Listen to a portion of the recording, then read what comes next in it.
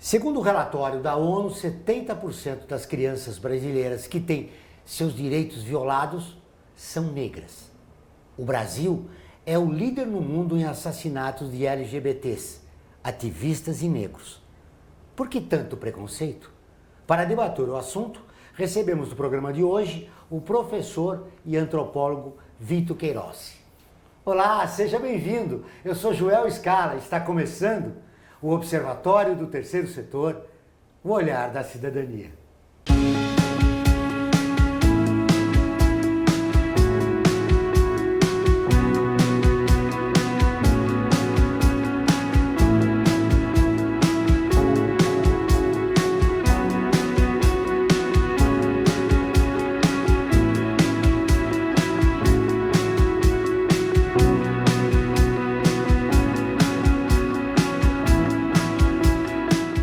Vitor Queiroz, além de professor, se dedica ao estudo da música popular, dos cultos afro-brasileiros, das questões étnico-raciais no Brasil. E também ele é autor do livro Dorival Caymmi, A Pedra que Ronca no Meio do Mar.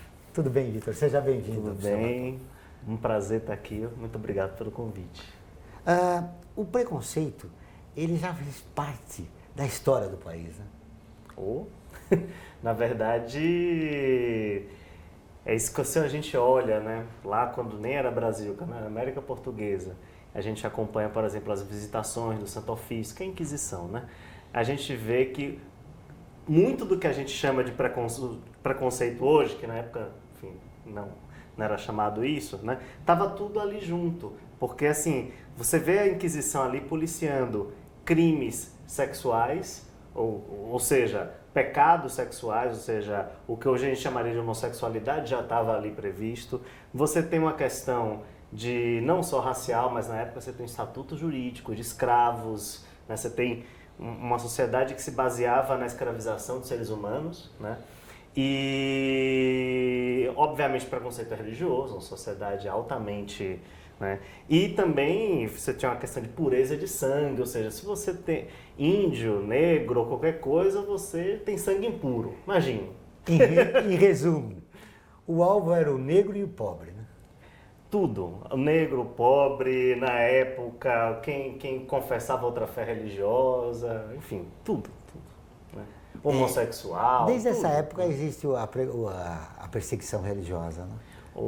Na verdade, é isso. A gente imagina que o Brasil, até muito recentemente, o Brasil é um país oficialmente católico, né? Inclusive, você tinha uma ingerência da igreja, né, e católica, né, um regime chamado padroado, imenso. Então, ela de fato governava. Então, assim, imagine isso, né? Aí quando você fala assim, mas quando isso caiu na República, então será que mudou tudo, ficou tudo maravilhoso? Não. Né? Por exemplo, quando tivemos a República em 1889, a ideia era livrar o Brasil de suas manchas, de sua mancha da escravidão, de sua mancha... E aí, dentro dessas manchas, você tem, por exemplo, uma perseguição a cultos afro-brasileiros, que eram os africanismos da sociedade brasileira. A ideia era exterminar isso, imagina. A ideia é literalmente exterminar não só esses costumes africanos, costumes primitivos, mas inclusive essas pessoas, esses corpos. Né? Imagina. Qual foi a influência da religião aqui no Brasil? Olha, desde sempre ela tem essa influência sistêmica, né? E é isso, você tem de fato uma sociedade de controle, né, muito grande. Você tem um controle, isso no Brasil colônia, um controle quase da vida inteira, né, que passa por um controle religioso, e depois, quando isso se descola do Estado, mesmo assim você tem esse controle, ele continua igual, só que ele muda de porta, né? Sai da igreja e vai para outra porta, né? Mas você tem um controle muito parecido. Você estava falando da colônia, no início da República, lembrando que era uma época que 90% da população era analfabeta, né? E as leis eram feitas contra o pobre, contra o negro. Era a supremacia daquela pequena população branca querendo discriminar já na época os pobres no país? Ó, a gente tem aí duas coisas. Na verdade, primeiro que assim, raça é uma coisa que né, as pessoas, né, eu costumo dizer, não existe raça, mas existe racismo, né? Porque raça é um conceito social, né? É um conceito que você é visto como, você se vê como e você é visto como, né? Então, assim, no Brasil do século XIX, você tem um processo de racialização muito intenso, né? Ao longo do século XIX, de concentração ao mesmo tempo de terra, de dinheiro e um processo de racialização. Então, assim, a coisa vai ficando cada vez mais difícil, né? Nesse sentido, para essas populações que vão sendo classificadas. Como eu falei, com a República, isso dura até... né? A grande questão é controlar esses corpos racializados, esses corpos indesejáveis, que não são só os racializados, é o travesti, enfim, quem são esses corpos que incomodam? E a ideia é um Estado absolutamente policialesco, um Estado que controla isso. Agora, falando de analfabeto, tá, é outra questão interessante. A gente no Brasil não tem leis específicas de discriminação racial, nunca tivemos, né? Não temos...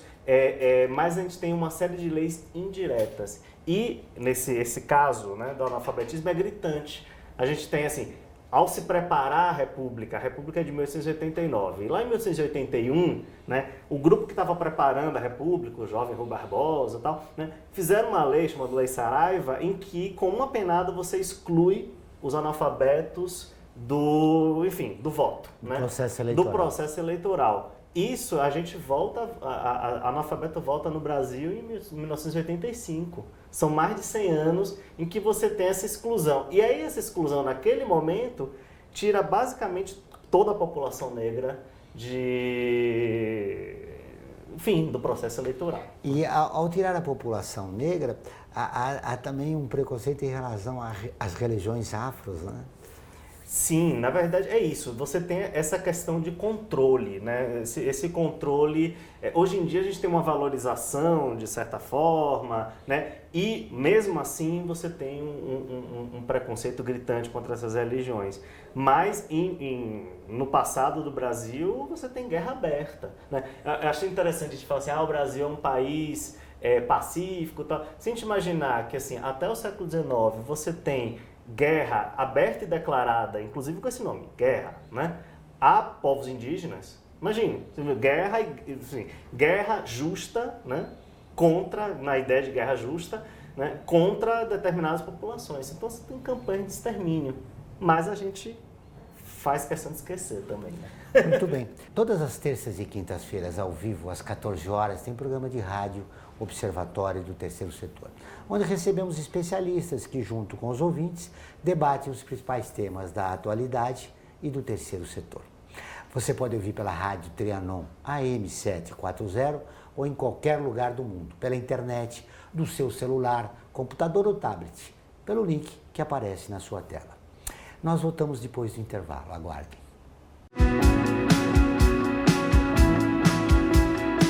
A FIA é muito mais que uma escola de negócios. É graduação, pós-graduação, MBA, mestrado e consultoria para empresas. Isso faz diferença. Conheça a FIA.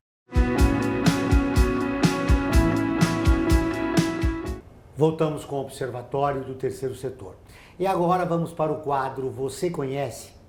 A famosa escritora e poetisa brasileira que publicou seu primeiro livro aos 76 anos de idade. Cora Coralina. Você conhece? Cora Coralina, pseudônimo de Ana Lins dos Guimarães Peixoto Bretas, nasceu na cidade de Goiás no dia 20 de agosto de 1889. Considerada uma das mais importantes escritoras brasileiras, ela teve seu primeiro livro publicado em junho de 1965, Poemas dos Becos de Goiás e Histórias Mais, quando já tinha quase 76 anos de idade, apesar de escrever seus versos desde a adolescência. Mulher simples, doceira de profissão, tendo vivido longe dos grandes centros urbanos, produziu uma obra poética rica em motivos do cotidiano do interior brasileiro, em particular dos becos e ruas históricas de Goiás. Ana Lins dos Guimarães Peixoto Bretas, que adotou o pseudônimo de Cora Coralina, começou a escrever os seus primeiros textos aos 14 anos. Apesar de pouca escolaridade, uma vez que cursou somente as primeiras 4 séries, publicou posteriormente nos jornais da cidade de Goiânia e nos jornais de outras cidades, como constituiu exemplos do seminário Folha do Sul, da cidade goiana de Bela Vista, e nos periódicos com a revista Informação Goiânia do Rio de Janeiro, que começou a ser editada em 15 de julho de 1917. Cora Coralina começa a frequentar as tertúlias do Clube Literário Goiano, situado em um dos salões do sobrado da dona Virgínia da Luz Vieira, que inspira o poema evocativo Velho Sobrado, quando começa então a redigir pelo jornal literário A Rosa, de 1907. Publicou nessa fase, em 1910, o conto Tragédia na Roça. Em 1930, presenciou a chegada de Getúlio Vargas à esquina da Rua Direita, com a Praça da Patriarca. Seu filho Cantídio participou da Revolução Constitucionalista de 1932. Ao completar 50 anos, a poetisa relata ter passado uma profunda transformação interior. Nessa fase, deixou de atender pelo nome de batismo e assumiu o pseudônimo que escolhera há muitos anos atrás. Durante esses anos, Cora não deixou de escrever poemas relacionados com sua história pessoal, com a cidade em que nascera e com o ambiente em que fora criada. Ela chegou ainda a gravar um LP, declamando alguns de seus poemas, lançado na gravadora Paulinas Comep. O disco ainda pode ser encontrado hoje em formato de CD. Cora Coralina faleceu em Goiânia aos 95 anos de pneumonia. A sua casa, na cidade de Goiás, foi transformada num museu em homenagem à sua história de vida e produção literária. Em 1983, Cora foi eleita intelectual do ano e contemplada com o prêmio Juca Pato da União Brasileira dos Escritores. Em 2006, ela recebeu a condecoração da Ordem do Mérito Cultural. Cora superou o machismo da sua época e tornou-se uma das escritoras mais famosas do Brasil. Ela superou todos os preconceitos em relação à mulher da sua época, né? E conseguiu produzir uma obra muito interessante. É muito interessante a gente ver, né? Eu sempre falo, o Brasil tem um monte de tesouro perdido, né? E é isso, né? Um ou outro a gente consegue ter notícia. Imagina quantas Coras Coralinas existem no Brasil que a gente, enfim, não tem acesso, né? Que são tragadas por essa sociedade burocrata, preconceituosa, né? E como a gente resgata isso, o Vitor? Como resgata esses valores que estão escondidos e por falta de oportunidade e por uma sociedade repressora acabam se perdendo, né? Então, a gente falar disso nesse momento atual é bastante incômodo, né? Porque a gente está vendo uma série de ações, né, políticas, enfim, da sociedade civil, de fechamento de portas, na verdade, né? Porque, assim, você tem, na verdade, quase uma refundação do país, né? Você tem, recentemente, ouvindo os discursos políticos, você tem praticamente isso, vamos resgatar outra memória nacional, vamos recolocar. E aí é complicado, né? Nosso chanceler, aquele que fala esquisito, falando coisas como vamos recuperar José de Anchieta, como os portugueses que nos civilizaram, enfim. Então, assim, é um jeito de recontar a história, assim, celebrando as exclusões. Então, assim, minha resposta é uma resposta negativa. Pelo menos a gente, pelo menos lutar contra isso, né? Diante da sua resposta, o que mais você teme no momento?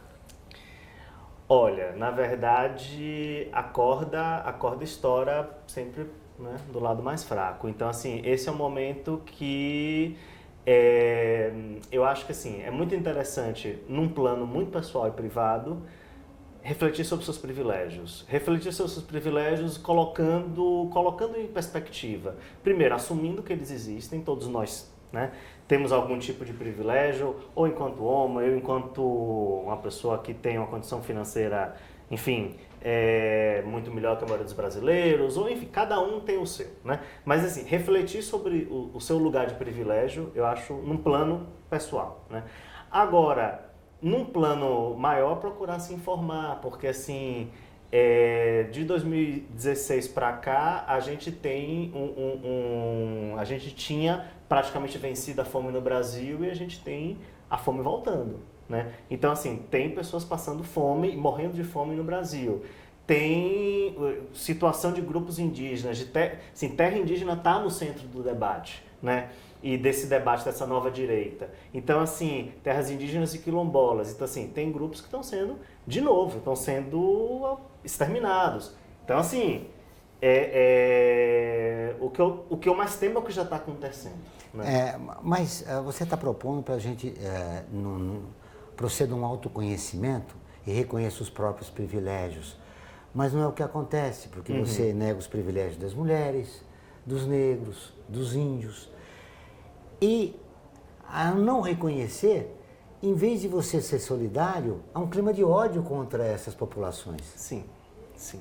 E, na verdade, e aí, vejam, esse ódio inflete, né, ele vai em direção a essas populações. Mas se a gente pensar, né, bom, nesse país que experienciou 300 anos de escravidão, é claro que você não são links diretos, né, não é um rebatimento direto, mas tem uma coisa que a escravidão nos deu de herança, né? Muito mais do que essa coisa exotizada do escravo, no tronco, etc. Enfim, muito mais do que isso, a nossa obsessão por se diferenciar.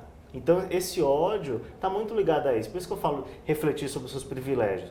O brasileiro tem uma obsessão pela área VIP, né? E essa área VIP, eu sou patrão, eu mando, você me serve, eu sou dono do seu corpo, eu acho que isso a gente tem que conversar coletivamente e deixar para trás. Aquele espírito de Brasil colônia, né, que eu quero ser reconhecido de alguma forma. Eu quero ser reconhecido. Se a gente pensar no Brasil colônia, no Brasil império, você tinha isso, né? Você tem um senhor, né, um senhor de escravos que não tinha muito dinheiro, o cara preferia passar fome internamente, né, dentro da casa, mas sair com 2 escravos bem vestidos e ele bem vestido para ostentar que ele... Então, assim, manter uma sociedade com esse nível de diferenciação e diferenciação perversa, porque é uma diferenciação necessariamente invejosa. Eu sou bom porque você não é tão bom, né? Eu sou patrão porque eu mando em você, né? Gente... É o mundo das aparências. Mas agora eu vou fazer um hiato na nossa conversa para convidar você a curtir a página do Observatório. Ela é visualizada por mais de 700 mil pessoas toda semana. E está sempre atualizado, com notícias do terceiro setor, do Brasil e do mundo. Faça com mais de 450 mil pessoas e siga a nossa página. Nós vamos para um rápido intervalo, mas antes você vai conhecer uns artigos da Declaração Universal dos Direitos Humanos, que faz parte da campanha do Observatório do Terceiro Setor. Direitos humanos são direitos de todos.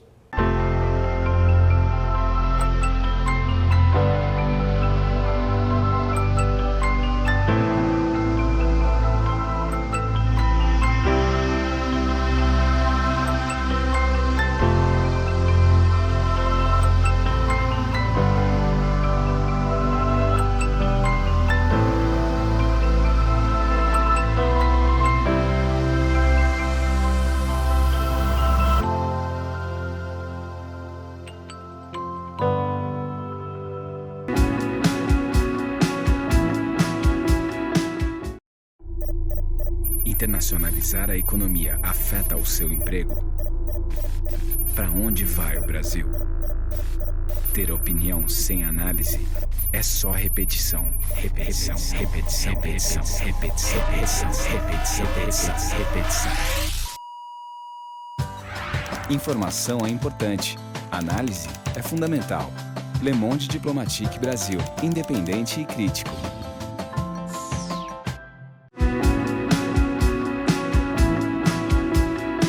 Estamos de volta com o programa do Observatório do Terceiro Setor, o Olhar da Cidadania. Não esqueça, todas as quartas-feiras, às 17 horas, tem o programa Olhar da Cidadania na Rádio USP, com temas da atualidade e dos direitos humanos. Anote, todas as quartas-feiras, às 17 horas, na Rádio USP, Em São Paulo, 93,7. Em Ribeirão Preto, 107,9 FM.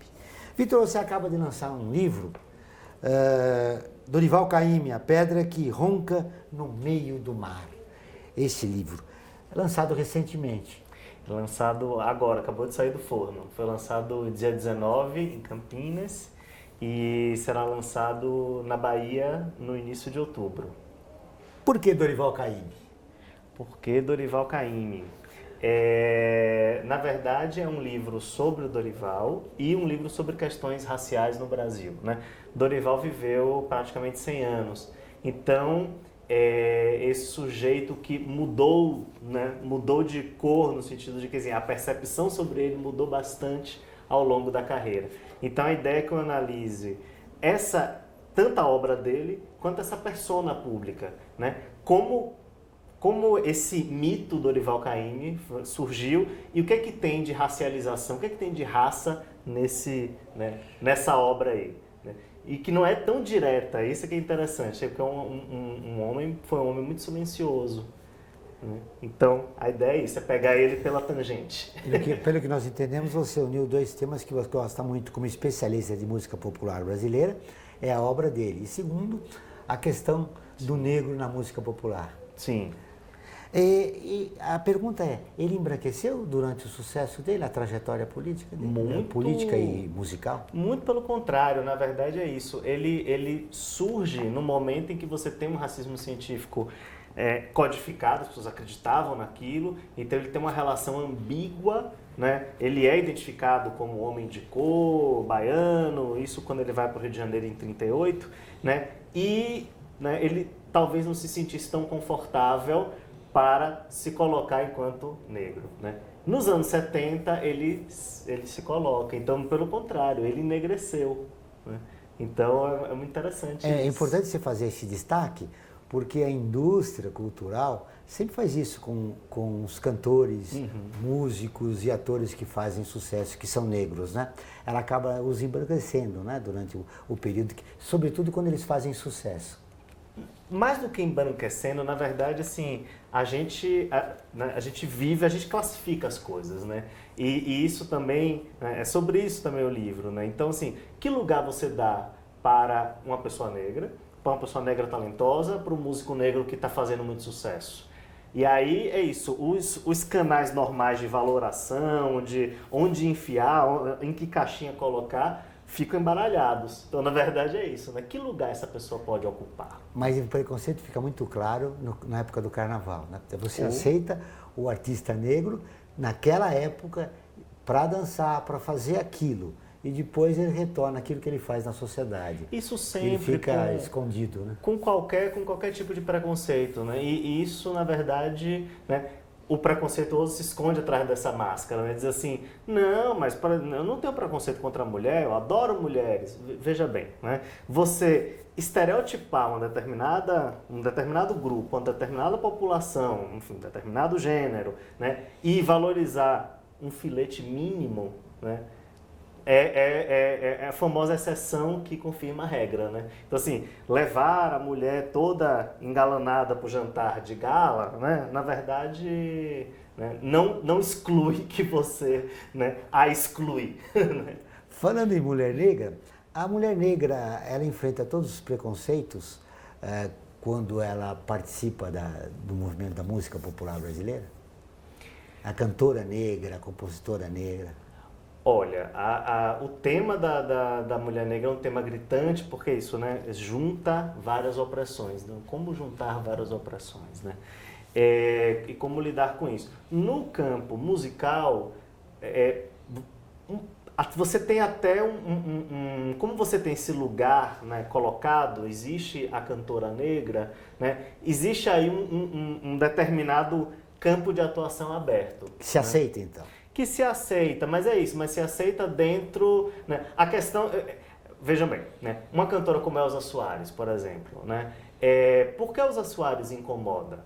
Porque a Elza Soares não se encaixa ali no quadradinho que é feito para ela se encaixar. Ao falar uma coisa que ninguém esperava, ao colocar o corpo de um jeito que ninguém esperava, ao gravar um disco que ninguém esperava... Se você me permite, outro exemplo do teu raciocínio é quando ela se uniu ao Garrincha, que era um se jogador uniu de ao futebol. Garrincha. Houve um grande preconceito, porque ela Exato. destruiu uma família, enfim, que Exato. ele se separou da mulher, que tinha filhos e tal, aquela coisa toda.